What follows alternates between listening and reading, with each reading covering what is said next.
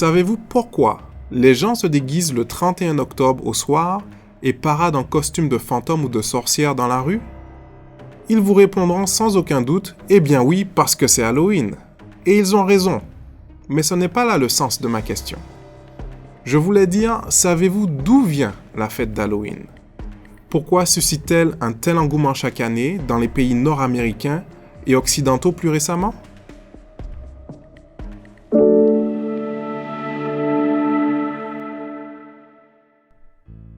Bien qu'elle ait dans les récentes décennies traversé l'océan sous une forme commerciale pour s'attaquer au vieux continent, la fête d'Halloween si ancrée dans la culture américaine et canadienne nous vient en fait d'Europe. L'Encyclopédie Universalis nous rapporte qu'Halloween est une fête celte et païenne qui trouve son origine dans la fête de Samhain que célébraient les Celtes de Bretagne et d'Irlande le 1er novembre.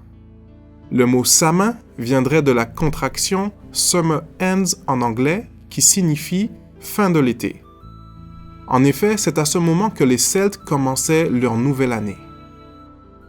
Toujours selon l'Encyclopédie Universalis, cette date marquait le moment où les troupeaux quittaient les pâturages et les baux étaient renouvelés, la fin de l'été et l'entrée en hiver, le passage de la lumière à l'obscurité. Ce jour était aussi pour les Celtes le temps des revenants, car les âmes des morts étaient censées rendre visite à leur famille. Des feux de joie étaient allumés au sommet des collines pour ranimer les foyers contre l'hiver et éloigner les mauvais esprits.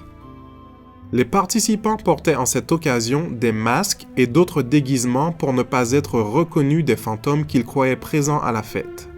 De là vient aussi qu'Halloween est associé aux sorcières, lutins, gobelins, fées, démons et autres créatures fantastiques.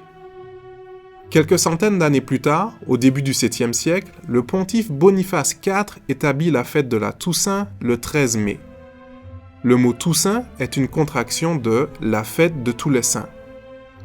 En l'an 875, soit près de 270 ans après l'instauration de la Toussaint, le pontife Grégoire IV changea la date de cette fête au 1er novembre.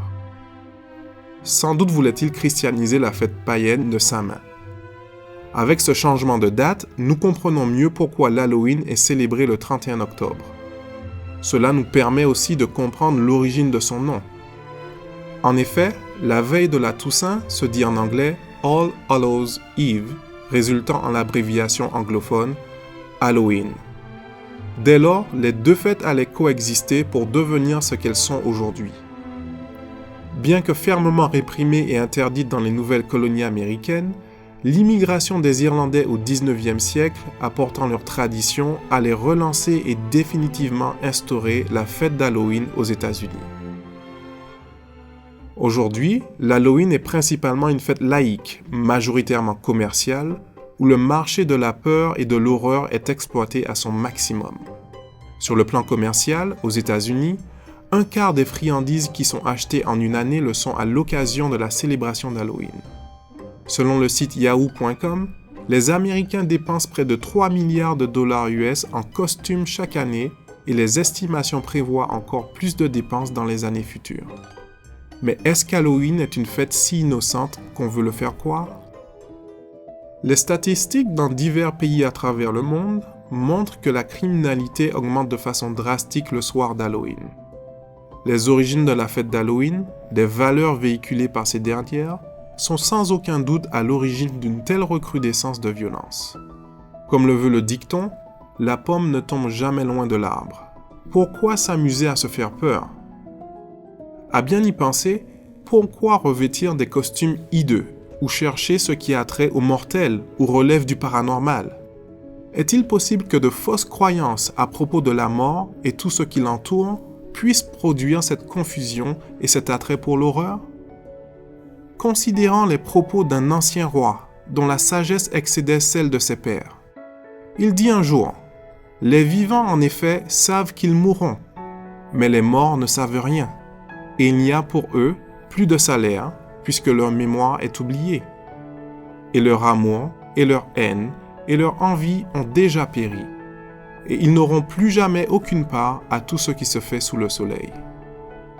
Tout ce que ta main trouve à faire avec ta force, fais-le, car il n'y a ni œuvre, ni pensée, ni science, ni sagesse dans le séjour des morts où tu vas.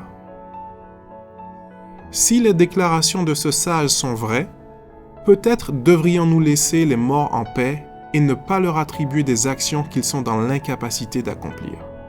L'application de ce principe éliminerait sans aucun doute beaucoup de dérives, de peurs, de crimes et de détresse mentale et contribuerait à une société plus saine et plus respectueuse.